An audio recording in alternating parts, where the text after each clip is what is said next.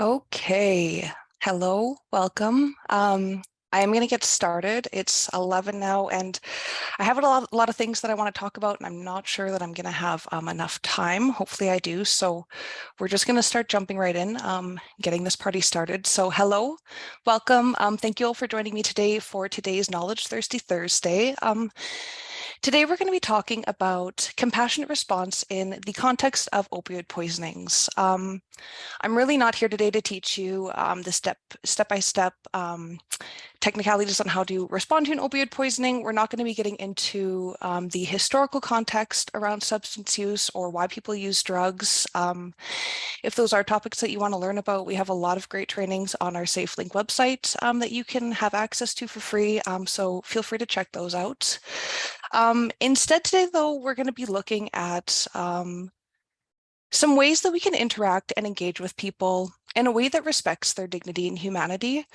And if you don't really know what that means right now, that's okay. Hopefully, as we start going along, I make a little bit more sense.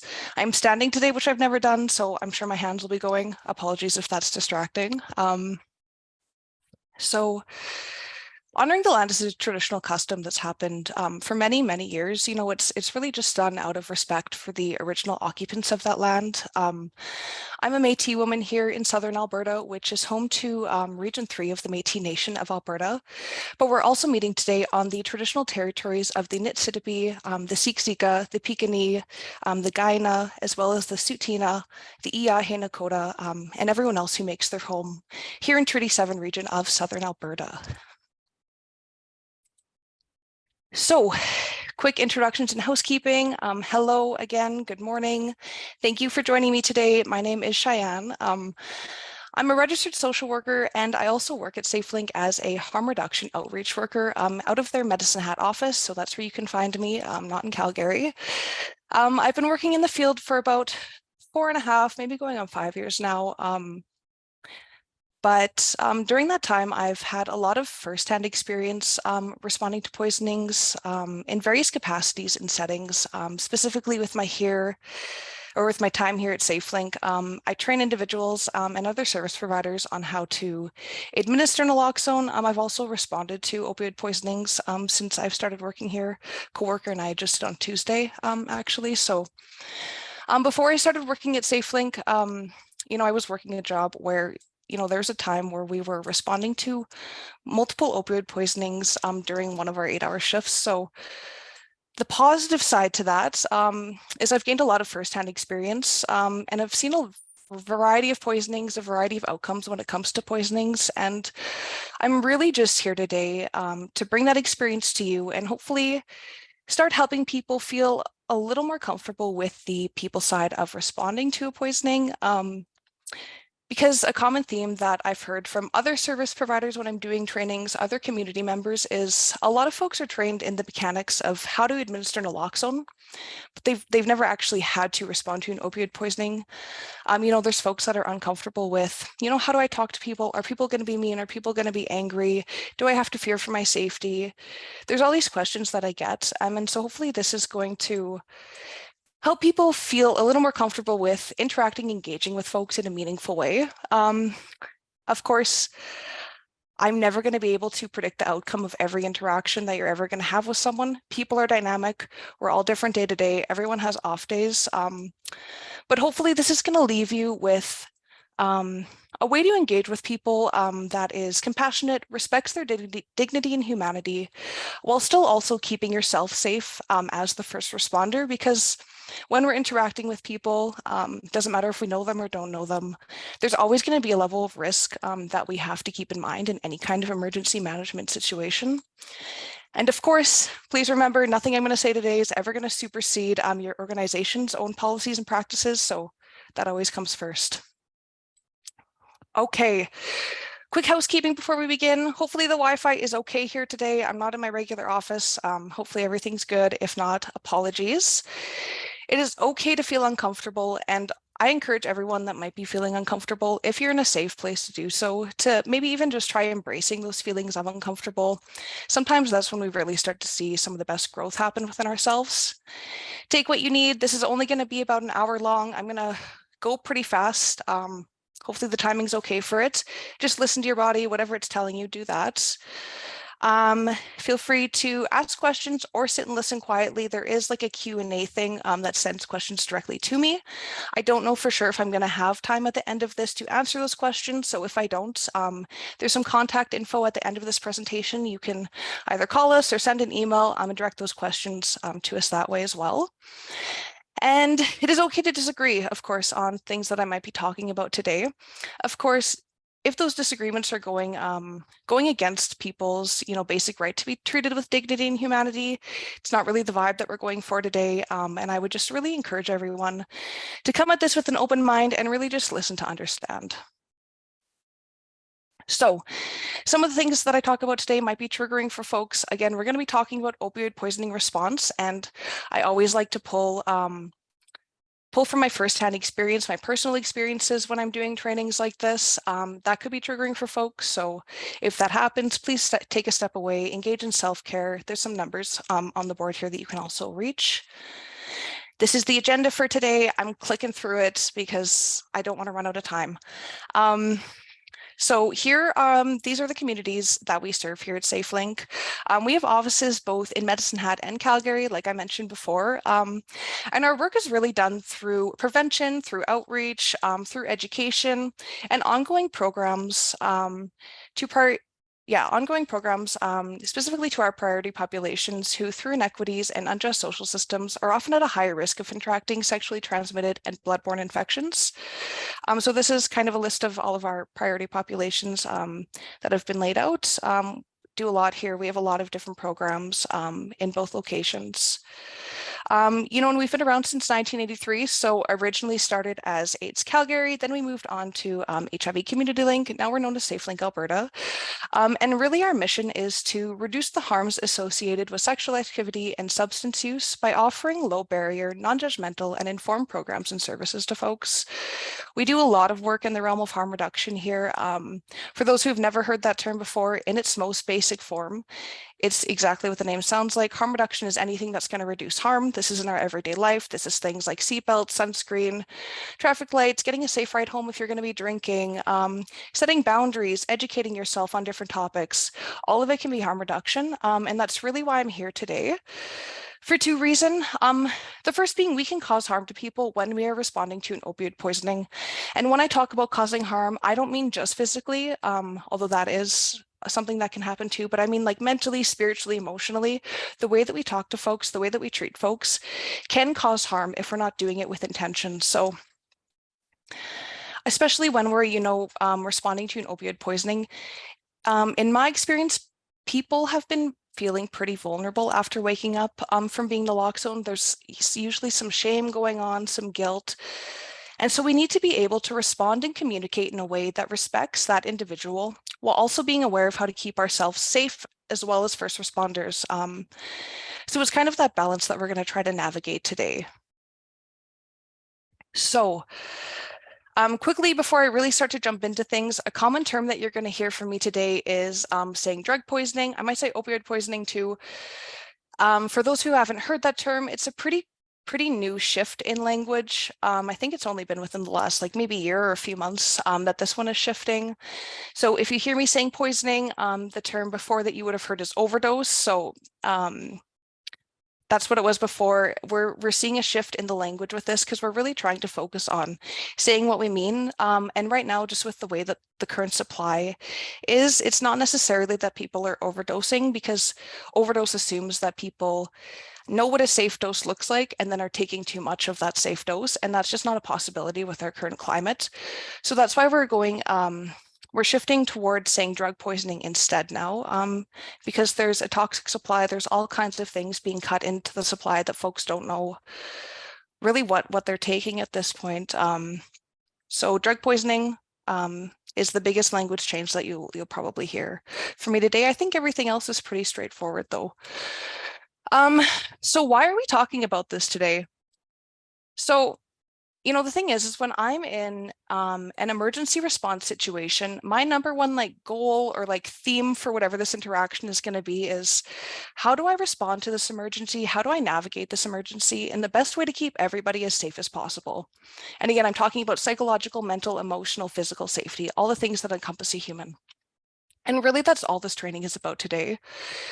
I've really only been working in this field for about 4.5 years, which doesn't really feel like it's a long time, really. I still feel like I'm a baby to the field. But during that time, I've seen my clients being treated and talked to in some pretty disgusting ways by other service providers and other healthcare professionals. And, a common theme that I get from folks when I do naloxone training is, when I naloxone that person, are they going to be angry? Are they going to be aggressive? Are they going to be rude or mean if I naloxone them when they wake up? And the thing is somebody might be, if we really take time to put ourselves into the perspective of that individual experiencing that poisoning, and we really look at what naloxone is doing to the brain, it's essentially taking that opioid off the brain receptor and blocking it so the opioid can attach to it. So it's putting people into withdrawal, essentially, is what people are feeling.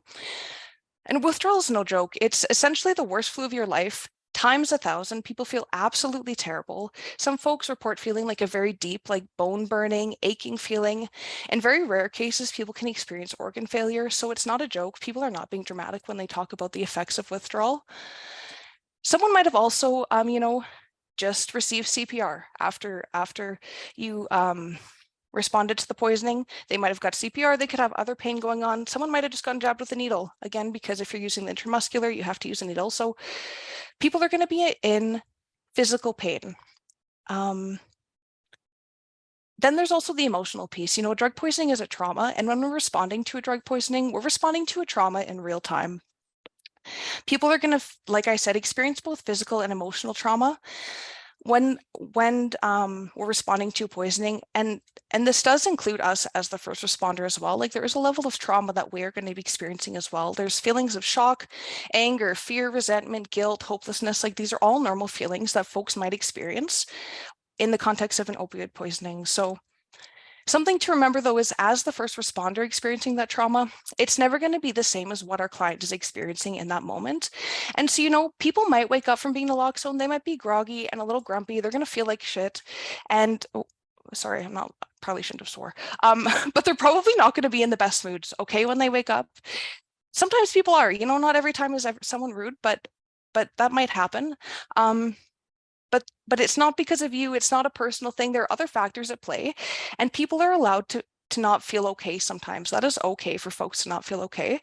And I don't believe that, our clients have to show us niceness to receive kindness back from us and to be treated with dignity and humanity. People just don't owe us niceness. They don't, and especially not when we're professionals working with clients. There's a level of professionalism and a level of standard that we need to adhere to when we're engaging with folks, when we're responding to emergency situations. And the thing is I always like to do things with intention when I'm working. I mean, even when I'm not, I guess, but especially when I'm working, and I've never been able to make it make sense when I've seen first responders reflecting back rudeness or like angry feelings that clients might be giving you.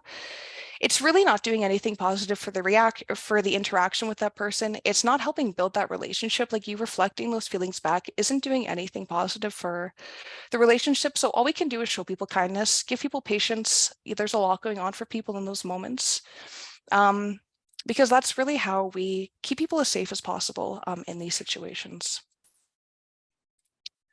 So what is compassionate response? I mean, essentially all it is it's just being a kind and friendly presence in the face of what's difficult. It's about seeing people for who they are and not what we're assuming that they are. People are multifaceted. We all hold different roles in our lives. We all have different hats, and we can't assume that we know someone based off of one thing that we know about them or one interaction that we've ever had with somebody. And so really how we engage in compassionate response is by looking at how do we connect to folks and how do we use empathy in a way that helps to facilitate that connection with people. So when I was starting to make this PowerPoint, I wanted to talk about all the factors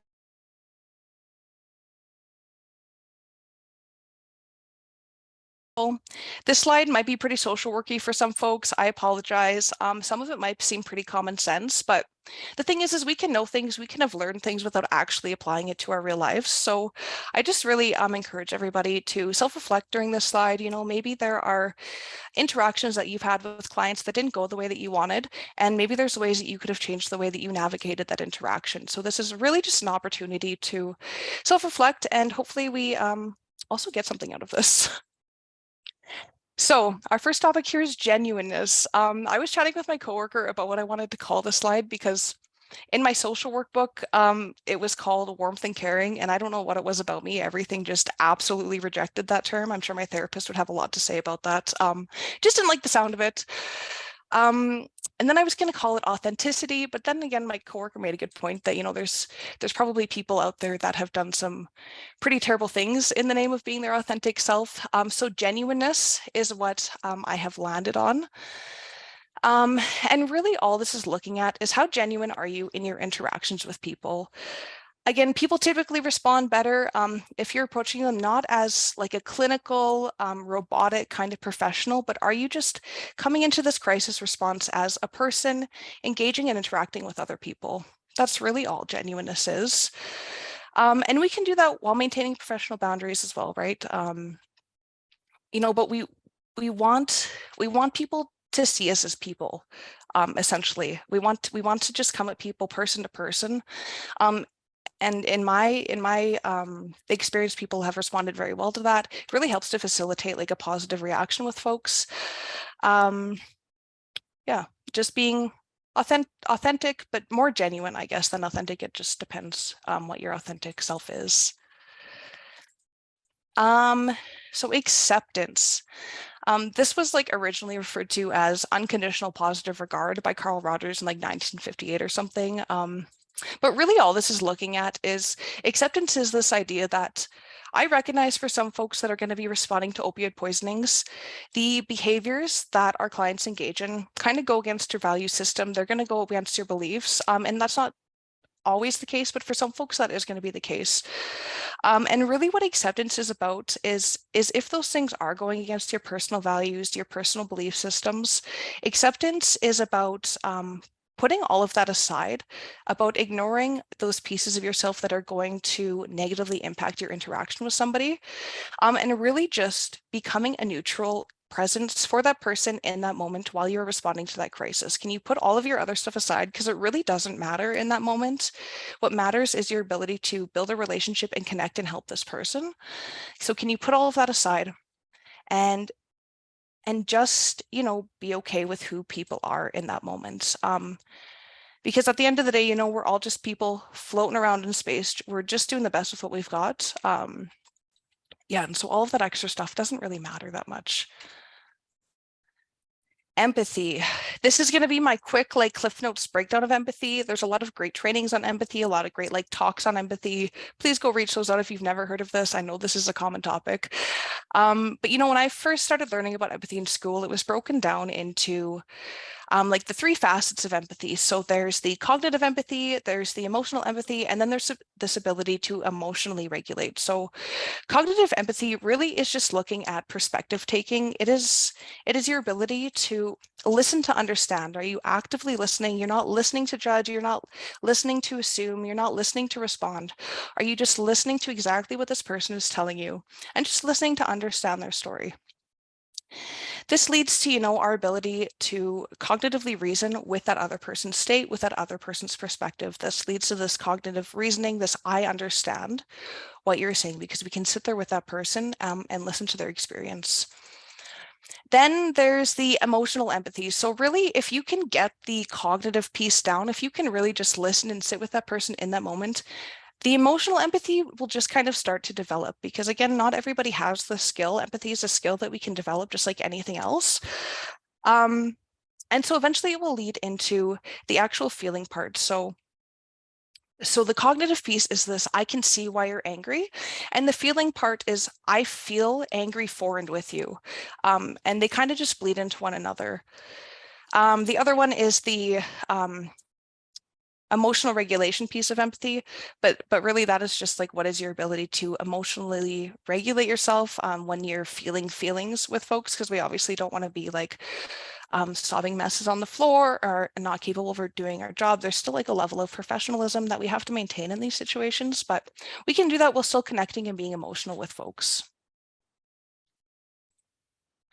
The next one is care and concern. Again, really just what it sounds like, but showing care and concern towards others, it's really just about caring for people and what troubles them. Again, we can show people this through empathy, through our listening skills, through not judging them, not like applying our biases and beliefs onto folks. Because, sometimes depending on what those values and beliefs are, we're not always going to necessarily approve with what clients' behaviors are. But we need to be able to respect and value each person's humanity and affirm their right to be heard, understood, and helped. Again, all of your other personal stuff that is going to get in the way of you having a conversation with this person really doesn't matter. Because all it's going to do is mess up that interaction you're going to have, and you might end up having like not a great interaction with somebody if these things get in the way. So one of the best ways that we can show care and concern, I find, when responding to an opioid poisoning is, again, if there's time, because we never know when EMS is going to show up, but how can we make that person feel comfortable in that moment when they wake up from being in the lock zone? Because again, like I've said, there's oftentimes shame and embarrassment, and there's going to be times where there's going to be bodily fluids present. People might like urinate or defecate, and so there's a lot of feelings going around for folks. So anything that we can do to help to reduce those like embarrassed feelings, those shame feelings in that moment for that person, because again, if we're making those feelings worse for someone, we are causing psychological harm, emotional harm, and we don't want to be doing that when we're responding to opioid poisonings. Obviously, people are very vulnerable when they're in those situations.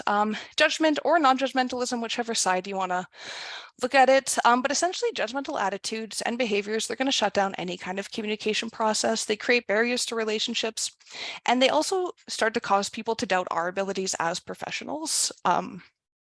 So being non-judgmental is really not about, again, neither blaming people nor evaluating people as good or bad. It's about being this neutral presence in the face of this crisis.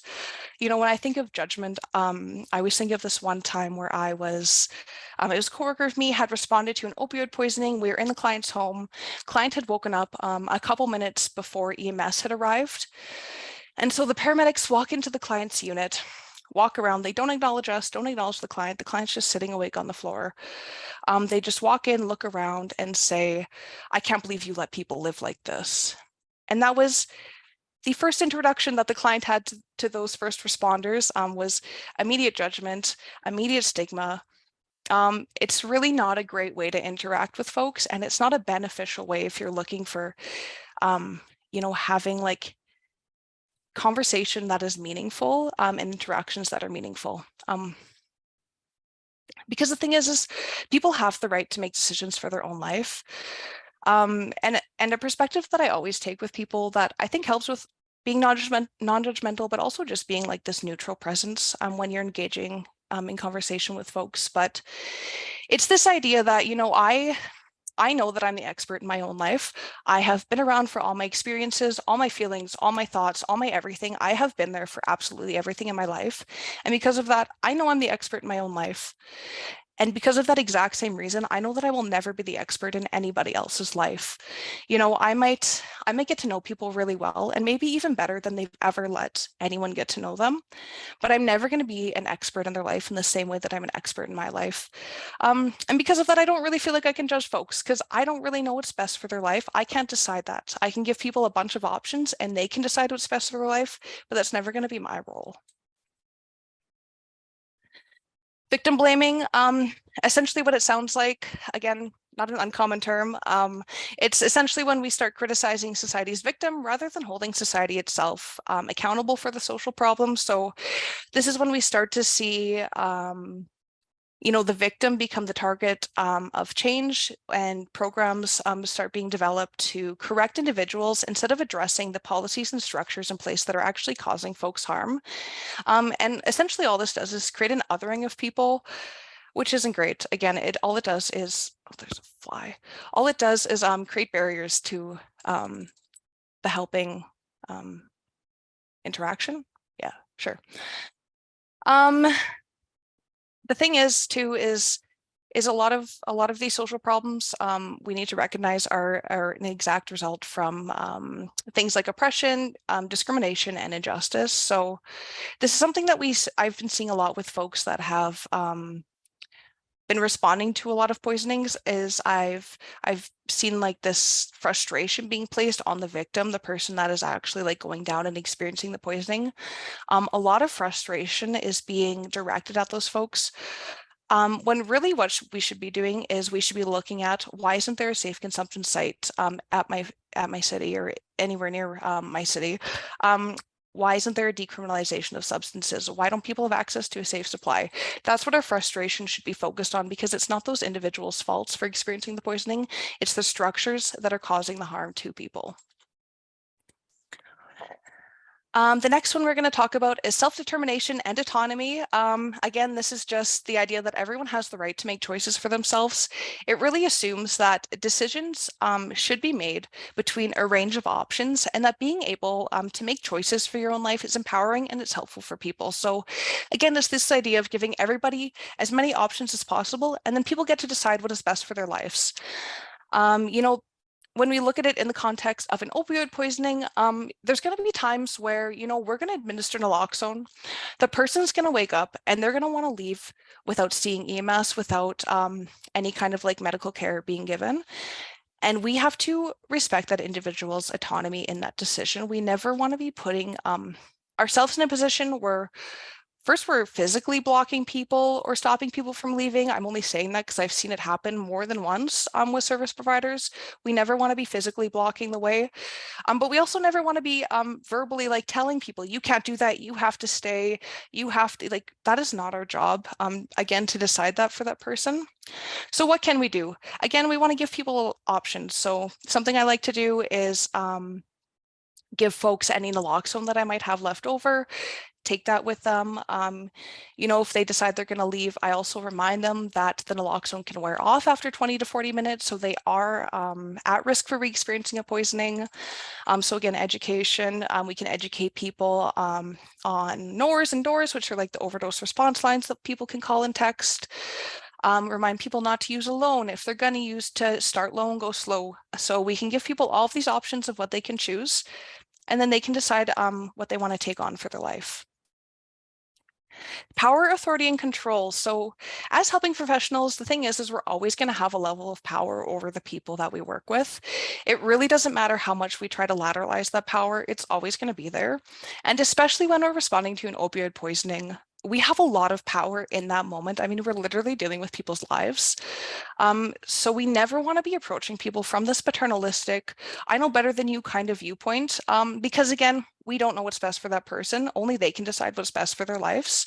And all we're going to do when we try to exert power and control over people is break down that relationship.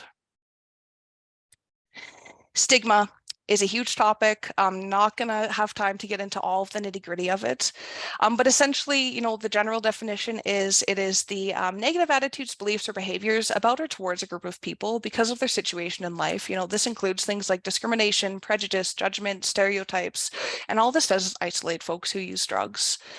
When we're looking at stigma from a structural or systemic level, this can look like the various policies in health and social services that increase stigma. So a big one that I've seen, especially when I was doing case management, was healthcare providers not providing services or withholding services until a client's drug use is better managed. That's a big one I see when we're looking at stigma in a structural level.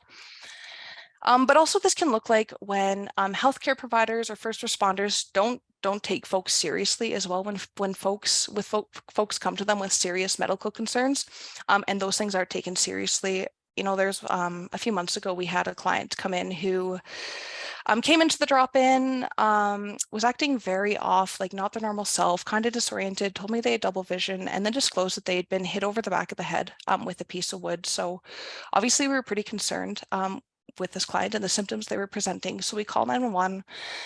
Client goes out to talk to paramedics with one of my coworkers, thankfully.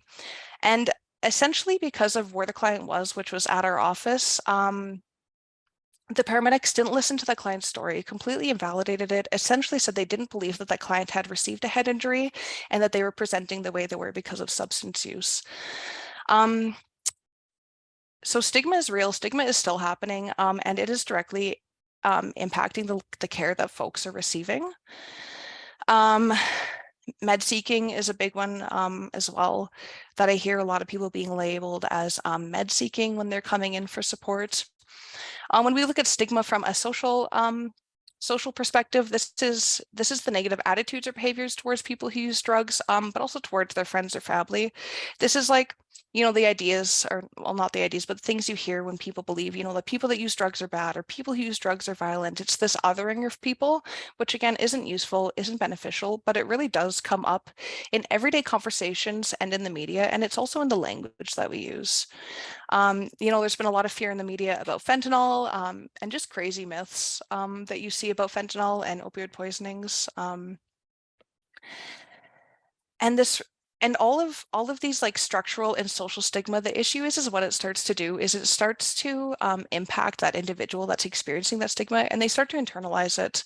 And when that happens, that's when we see people starting to refuse medical care, not accessing supports because they're sick of being treated in an inhumane way. They're sick of being treated like they don't matter, like they have nothing, they don't know anything about their lives. It's just, it just ruins people's lives. So stigma, not great. Let's stay away from it. Okay. Sorry, I just have to keep on moving on or else I'm going to run out of time. Personal experience. Again, the personal experiences we're going to have are going to impact the way that we interact with people. And this can even look like if we've responded to opioid poisonings and we've had a negative experience when responding to that poisoning. If we're not aware of how that experience plays up in our interactions with folks, it can actually lead to us treating people in a negative way and projecting those experiences onto folks. And again, we don't want to do that because it's not fair. Even if you know you had an interaction with a specific person, the next time you meet that person, you might actually have a positive interaction because again, people are dynamic and we're all different day to day, and there's all kinds of factors that are going to impact the way that folks are presenting when you see them. Okay, let's go on to values, biases, and beliefs. I really just want to do like a brief definition of these just so people, if they've never heard of this before, again, to me, I feel like it's a pretty common one, but maybe not. But really, I'm pulling these out today just so we can see how they interplay and how they can actually start to impact our interactions with folks.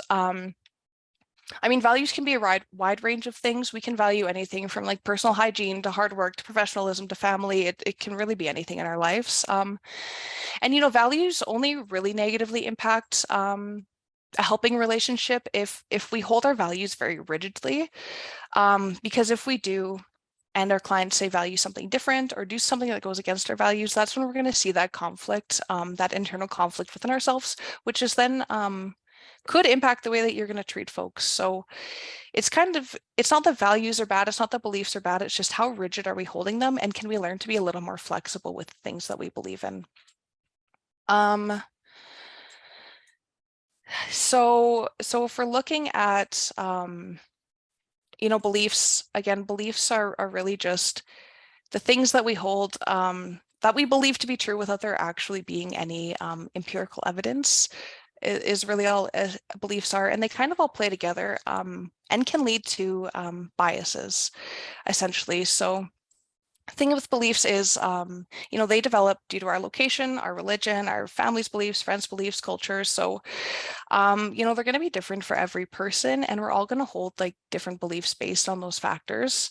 And it really just depends on what environments we were raised in, how those values and how those beliefs are going to develop. So, you know, we can start to they can start to impact the way we treat people. Again, like I said, through biases. Biases are just the negative evaluation of one group and its members relative to another. So, you know, if we really look at this in the context of value, belief, and bias, if a belief somebody holds, say, is all drugs are bad or drugs are bad, and that person also very much values sobriety, that could lead to a bias where they might treat people differently who use drugs. Is essentially just how those things work out. So all I'm saying when I bring up values, biases, beliefs is, do you know what yours are? And do you know how they might be like subtly, maybe not so subtly, impacting the way that you're engaging with folks? Okay, I'm going to skip my nice example that I had. Language. Language we're going to be talking about more in the next couple slides, and more so like communication. So I'm not going to get into it, but language matters. I will talk about that more. Assumptions. What is an assumption? It's really just anything that's accepted to be true without proof. So, you know, the example that I said earlier, this is when somebody goes to the hospital because they have pain, and then are labeled as med seeking. You know, that's what assumptions are. You know, there was one time where I had a client who we had seen like a rapid decline in this individual's health, like over, I think it was only over a few days, like it was all very fast, but there was a rapid decline in their health. So they ended up going to the hospital to be assessed, and came back. We were essentially told that the client was not in pain. There's nothing wrong with them. They are med seeking. I don't know what kind of assessments were done at the hospital, or what things were done to determine that, but that's what we were told. So a couple days later, I was walking through the halls of the building, and I could hear someone calling for help. So I go, and client is on the floor, can't walk. Again, lots of pain. And this is like a frail elderly individual, like maybe like 90 pounds, like just a very small, frail elderly individual. So I call paramedics, obviously. Paramedics arrive, and this was honestly one of the most disgusting ways that I've ever seen a client be treated by paramedics, but also just by healthcare professionals. But essentially, they told the client that they didn't really believe them. They kept on asking me about substance use and stuff. And the client said many times that they couldn't walk, like they were in so much pain they couldn't walk. Paramedics made client crawl from the second floor of an apartment building all the way down the front steps outside to the ambulance. And I was a baby in the field at this time. Like Cheyenne now would not stand for that, and I would have said something, and I didn't at that time, and I should have. But made this like small, frail, elderly individual crawl all the way to the hospital, or all the way to the EMS. It was absolutely disgusting. The way that they were treating that client, the words that they were using were absolutely disgusting. And then it turned out that the client actually had cancer throughout their body, and they ended up dying not too shortly after. But there was obviously some assumptions being made. I'm sure there were some judgments being laid on that person, and I'm sure stigma also played a role in that interaction. So again, these things are still happening today. I talk about them because they matter, because they are currently happening, and they're decimating people's lives. Compassion fatigue, we're going to talk about briefly at the end, hopefully. But now we're gonna look at the importance of communication and language in the context of an opioid poisoning as well, because that's kind of the whole point of today. But specifically, we're going to break it down into terms of verbal and nonverbal communication, and then I'll have examples of how to use that when we're responding to a poisoning as well. So verbal communication, you know, the thing is the words that we use to discuss health and relationships, they can have a powerful impact on our conversations with and about the people who access our services. There's research that shows that the words used to describe someone can influence our attitudes, our beliefs, our behaviors towards that person. And this includes the care decisions that we make as health or social service providers. So if we really dive into verbal communication and how we can use it when responding to an opioid poisoning, the thing is words are ambiguous, especially if we're going to start throwing in like jargon and technical terms or vocabulary that is just unfamiliar to our client. So first and foremost, we need to be catering our vocabulary to our client in that moment as much as we possibly can.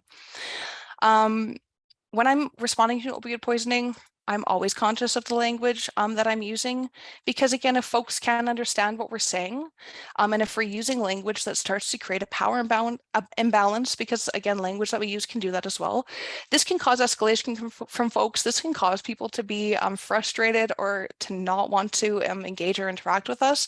So again, it just breaks down that communication process, that relationship you're trying to build with somebody. So I like to keep things straight to the point. I like transparent communication. I talk everything out when I'm responding to a poisoning, even if that person does not seem to be awake or does not seem like they can hear me.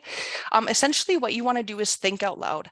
Everything that you're doing, you're going to say out loud, like, hey, how's it going? If you see someone laying on the ground, hey, are you okay? You know, if you need to start like pinching somebody's nail bed for some physical stimulation, hey, I'm just going to grab your hand. I'm just going to pinch your nail bed.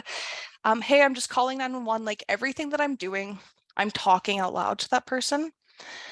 One of the main reasons that we should do this is because we really don't know when that individual is going to wake up. You know, that person could just be sleeping. There could be other medical things going on. We don't really know if they're experiencing a poisoning. So at any time, that person could wake up or could start hearing us.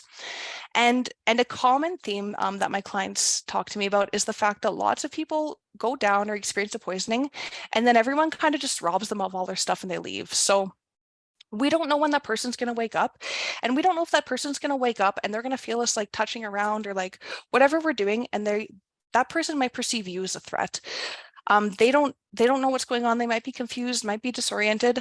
So if you can say everything out loud, it kind of just keeps that situation a little more safe, and it starts to familiarize that person with what's happening, so they also don't mistake you for someone that's trying to rob them or cause them harm. They know that you're there because you care and you're concerned about their well-being.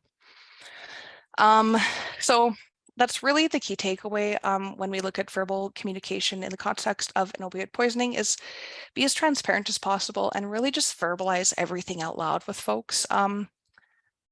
You know, if you have time, again, there's been times where I'm responding to poisonings where I'm there for a while before EMS shows up. Sometimes EMS shows up before the person wakes up. It really just depends. It's all person dependent.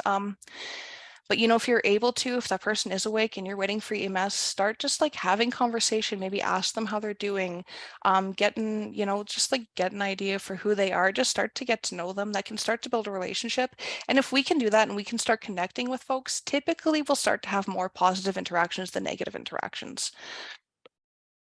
So that's verbal communication. Nonverbal communication essentially is exactly what it sounds like. It is all other aspects of communication that don't involve spoken word.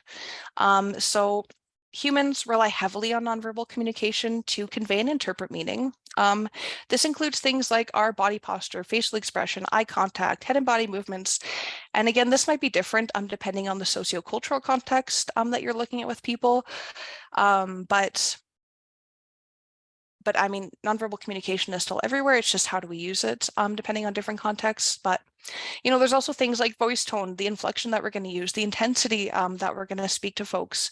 All of these things are nonverbal messages, and all these are doing is communicating information that would otherwise go unsaid.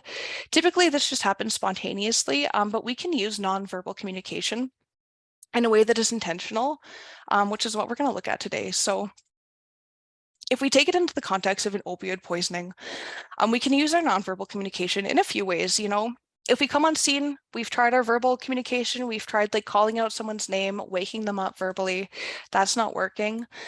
Then we can move on to physical stimulation as well. I'm kind of like lumping it all under this category, just to save time, I guess. But we can move on to physical stimulation, which can kind of be nonverbal communication. So a big thing that we're moving away from is sternum rubs. Why? I mean, the first thing is it causes unnecessary physical harm to folks, but also we don't know if maybe that person, again, had a recent surgery. We don't know if they recently had chest compressions, maybe earlier that day, maybe a few days ago, and there's some sensitivity going around. We don't know what's going on for that for folks. So I like to stay away from the chest. Also, it just gets you really close to people. So again, if we go back to that empathy piece, if we try to put ourselves in the position of that person experiencing the poisoning, sternum rubs really get you up and close in someone's personal space. And you know, if somebody wakes up, like imagine waking up, there's a stranger right at you, they're rubbing your sternum, it's aggressive, they're in your bubble. It's also not safe because we're so close to folks, we don't have an ability or like as much of an ability to kind of get out of the way or move or shift if people do wake up, I guess angry or upset or you know, in any way really. Because the thing is too, is I've seen people wake up two main ways when I'm responding to poisonings. Either they kind of wake up slow and groggy and they kind of come to, or people just kind of like shoot awake. which is very disorienting. But again, if you're giving someone a sternum rub and they just kind of like sit up and shoot awake, you're like right there, right up in the grill. So not a safe position to be in, not just great all around. So we've been moving away from sternum rubs. You know, the things that we've been teaching folks the most is pinching the nail bed here. If you just like push on it with your nail, you can feel it. It doesn't feel great. That's a great one if we're looking for some kind of physical stimulation. Also a trap squeeze is good because you can kind of be at like any angle and do that. So you can still be like a few steps away from people or off to the side so that if somebody's waking up, they're not waking up directly into you. You know, another component to nonverbal communication is your facial expression and your body posture. Again, we need to be conscious of what these are doing. What is your body language doing? What is your face doing? You know, there's going to be times potentially where you're responding to opioid poisonings where there's going to be bodily fluids present. In my case, vomit is a huge trigger for me. Don't love it. The smell, all of it, all the above, not great. And so I have to be very aware of what my nonverbals are doing if I'm in an opioid poisoning response where there is vomit, because again, people could be embarrassed, they could be feeling vulnerable when they're waking up, they could be feeling shame, they could be feeling all these things, and I don't want to like add to that harm or add to those negative feelings. So I always check myself. I try to make sure that nobody knows that I'm being triggered by the vomit when in fact internally I'm having a bad time because of the vomit. So always be aware of that because we do have control over what our nonverbals are doing if we're conscious about them. Another thing to consider is tone. Again, tone you can't really like apply to everybody. Tone is really just like the general like attitude or vibe of like the way that you're talking to somebody. So like, are you being funny or serious or formal or casual? People are going to respond differently to different tones. We can use these differently. If you're being really funny when you're responding to a poisoning and somebody actually isn't responding great to that, pick up on that and maybe switch the tone that you're using. That's all that really looks at. Volume, another factor to verbal communication or to nonverbal communication that could impact the interaction you have. So how loud or quiet are you being? Again, if someone is waking up from a poisoning, you know, they could be confused and disoriented. You know, I was present during a poisoning once. I wasn't the actual one facilitating the responding to the poisoning. I was just kind of off to the side there, but one of the service providers, as the client started coming to, was like yelling in this client's face, like, come on, man, get up, like you need to get up, let's go, get up. Not a great way to interact with somebody. You're probably not going to get a great reaction out of folks. So we don't want to be yelling at people. We don't want to be too loud, but we also don't want to be mumbly and quiet. Because again, if people can't understand us, it might cause frustration. Not a great way to communicate. So be aware of the volume of your voice in that interaction and also monitor that person. You know, we can look at other people's nonverbals and kind of gauge like how they are responding to us just by the way that they're talking and their bodies and nonverbals are what they're doing. So volume and pace. As service providers, as first responders responding to a poisoning, we can, for the most part, control the pace of the interaction. Again, this isn't the case every time because sometimes there's lots of people around and so it really depends the context of the opioid poisoning that you're at. But we can really try to control the pace. I like to slow things down. It doesn't matter how the person is woken up. Again, no matter what, if someone's like shot awake, you know, and their heart's racing and everything's elevated or they're kind of slow and groggy, I like to slow things down. I like to tune into that person. I start talking very slow. And I start to control the pace that way because then people can start to listen to us. We're not making things confusing. We're not making things any more overwhelming than they already are for that individual. We're just slowing it down and just being with them in that moment. And listening obviously is a huge piece, and specifically active listening or listening to understand. We don't want to be listening to respond. We don't want to be listening to judge. We don't want to be listening for anything than listening to understand, really, because that's not really listening then. That's not what you're doing. And all it's going to do is block us from understanding that other person's perspective, and then also inhibits our ability to empathize with that person, and again, to have a positive interaction with that individual in that context. Okay, I'm pretty much done. This last slide here is about compassion fatigue. Again, these are all symptoms that people can feel if they're experiencing compassion fatigue. I really just want to touch upon it because I do believe that a lot of times when I'm seeing service providers that aren't treating clients the nicest, it's maybe because this burnout and this compassion fatigue thing is at play. So um, compassion fatigue really just consists of two parts. It's about burnout and secondary traumatic stress. Compassion fatigue originates from dealing with victims of trauma. Burnout is like this occupational stress and being overworked. I'm really just pulling this up again for self-awareness. If you are noticing that you're having any of these symptoms, and maybe you notice that you're also not having great interactions with clients, this could be why. And if this is what's at play, then we need to be really honest about, are you in a space where you can interact with people that isn't going to cause them harm? And if that's a no, it's okay to take a break. It's okay to start like working on ways to improve our mental health and improve our window of tolerance. Big one too is physical symptoms. Okay, I just finished reading When the Body Says No by Gabor Mate, great book. Our bodies will tell us if something is wrong. If you're not willing to actually I've been in spots where I'm not willing to acknowledge how bad things are for me, but your body will tell you. So if you're having any of these physical symptoms, great time to sit down and be like, should I reflect? Is something going on for me? Because again, I can empathize that first responders are going to get fatigued and this is going to come at play, but it's not an excuse for not treating people with dignity and humanity, if that makes sense.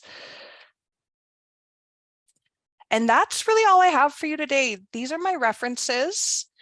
What's my time? Yeah, that was good timing. That's good.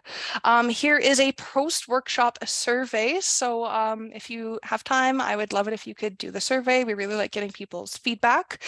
You can scan the QR code and all that. And that's really it. Thank you for joining me today. Again, if you like this training, we do these Thirsty Thursdays, I think every 2 weeks, different topics every time. We also have trainings every, well, not every Wednesday, I don't think, but on Wednesdays, we do our other trainings for other topics. All of that can be found on our SafeLink Alberta website.